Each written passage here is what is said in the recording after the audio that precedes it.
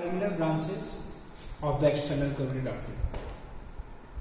As we know, this external carotid artery divides into the parotid gland into the two terminal branches behind the neck of the mandible.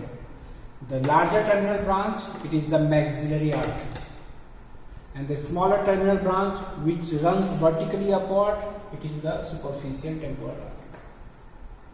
Now, first of all, the superficial temporal artery, this runs vertically upwards, and we have learned in the parotid gland, this is the structures which emerge from the base of the parotid gland along with the superficial temporal vein. It runs in front of the tragus, and crossing the root of the zygoma.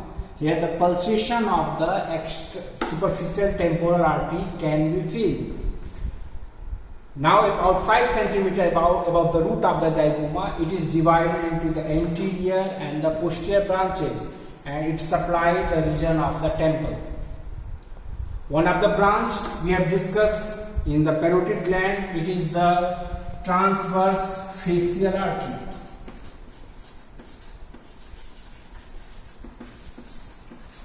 This is the transverse facial artery which runs between the parotid duct and the zygomatic arch. This anterior branch, it is also known as the frontal branch, while the posterior branch, it is the occipital branch or auricular branch. These are the zygomatic orbital branch, and this is the auricular branch. These are the branches given by the superficial temporal artery.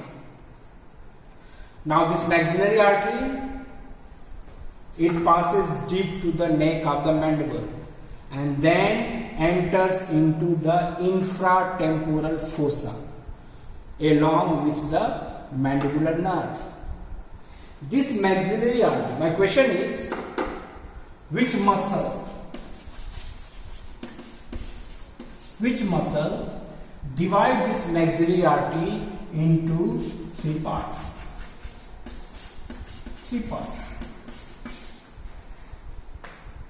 Because this maxillary artery has been already learned. So, which muscles divide this maxillary artery into three parts? And what are the branches that are given by the first, second and the third part? We have not discussed here because this maxillary artery has been already discussed in the infratemporal region. So, this is about the external carotid artery. Thank you. कितना हो गया इसमें? Carotid artery. This internal carotid artery, it is the second terminal branch of the common carotid artery, takes origin at the same point from where the external carotid artery formed. This internal carotid artery is considered as a continuation of the common carotid artery. It runs vertically upwards up to the carotid canal. And this internal carotid artery, the course of the internal carotid artery is divided into four parts: cervical, petrous part, cavernous part and the cranial part, according to their course. The cervical part extends from the upper border of the lamina of the thyroid cartilage up to the carotid canal. This internal carotid artery is present in the carotid sheath along with the internal jugular vein and the vagus nerve. In the cervical part, this internal carotid artery, like the common carotid artery, does not give any branch, no branch. Now this artery enters into the petrous part of the temporal bone through the carotid canal. It runs forwards and laterally in the petrous part of the temporal bone, and then it comes out from the petrous temporal bone through an opening present at the apex behind the foramen lacerum. This part is known as the petrous part. In the petrous part, this gives two important branches. One is the carotico-tympanic artery. This petrous part is related with the lower part of the anterior wall of the middle ear. Lower part of anterior wall of middle ear. This internal carotid artery is separated by a thin plate of bone by this medial ear cavity.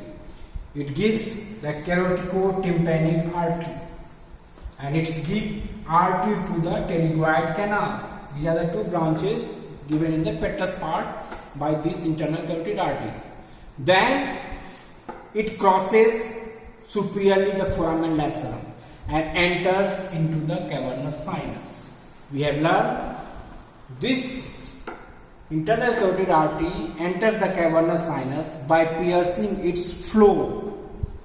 Then it comes relation of the medial wall of this cavernous sinus, and then it pierces roof of the cavernous sinus and enters the middle cranial fossa or the cranial cavity. In the cavernous sinus, this internal carotid artery is separated from the sinus by the endothelial lining of the sinus, and we have learned it is the abducent nerve that is related with the internal carotid artery that lie infralateral to this artery.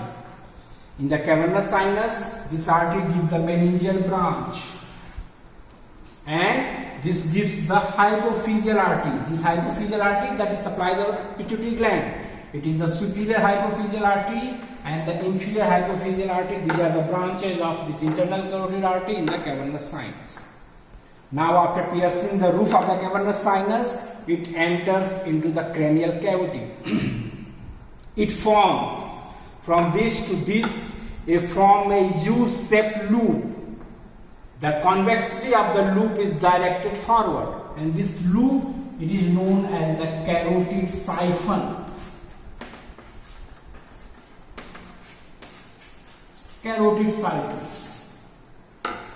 It forms a U-shaped loop, that is the carotid siphon, and it is the pulsation of the internal carotid artery that maintain the venous flow of the cavernous sinus as well as inside the brain.